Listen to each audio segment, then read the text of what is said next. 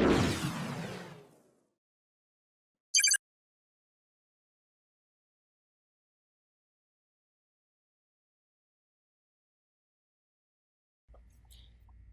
Rodriguez here once again. Hello, everybody. You know, I go days and days wondering, what am I going to make a video about? And then I realized, you know what? All I got to do is read some of the comments on my channel. That'll give me some ideas because people ask really relevant questions about printers, how to use them, what to apply them for. In this case, this person wants to know what would be the best printer for photo albums. Okay, now, depending where you live in the world, you may not have access to every model printer, or if you do have access to some of them, they will be priced incredibly high. But what I suggest is a wedding album is supposed to last.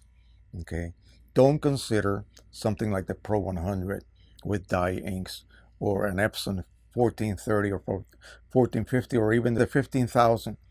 They use dye inks, and even though they are OEM, they will not provide you with the longevity that a young married couple that stays married 50 years may want. I always joke about wedding albums. My daughter hasn't looked at hers since they got married.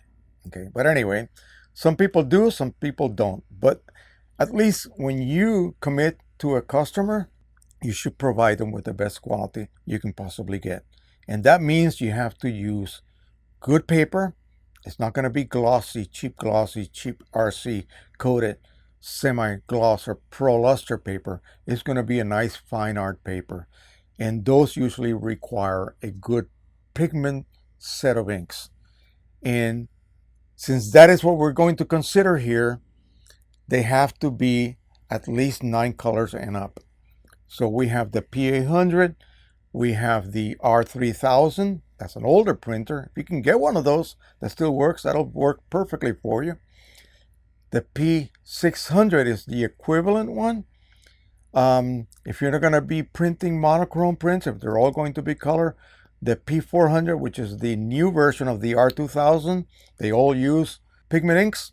Again, they will give you the longevity that one looks for. When I pay somebody big bucks for an album, I expect quality and longevity. Most photo albums will be probably requiring nothing wider than a 13-inch width.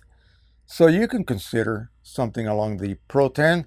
The Pro 1 is out of production now, but so that's out. Pro 10 from Canon, that'll give you the ability to use pigment inks. The P600, the P400 from Epson.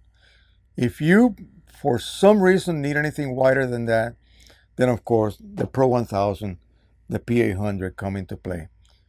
Pro 1000 utilizes 12 channels, 11 colors, and 1 clear coat. The P400 uses 7 colors and 1 clear coat.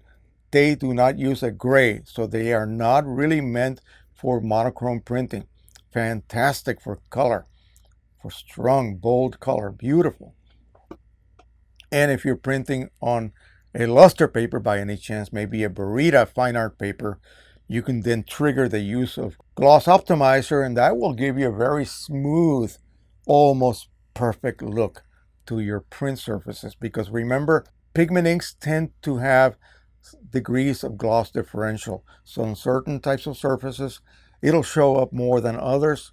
But all of those printers allow you to also print on matte media using matte black ink. So in short, just figure out what is the maximum size pages you're going to be using that printer for, and then just buy something slightly bigger than that. Okay? That will give you the ability to upgrade to a larger page size if you need to at some time in the future. And again, remember, pigment ink only, because that'll give you the maximum longevity. Also, since you're making photo albums for sale, OEM is what you need to use. Okay, if you're thinking about using third party, then you have to charge a lot less, and tell your customers that you are doing so that they will understand what it is that they are paying for. All right, thank you so much.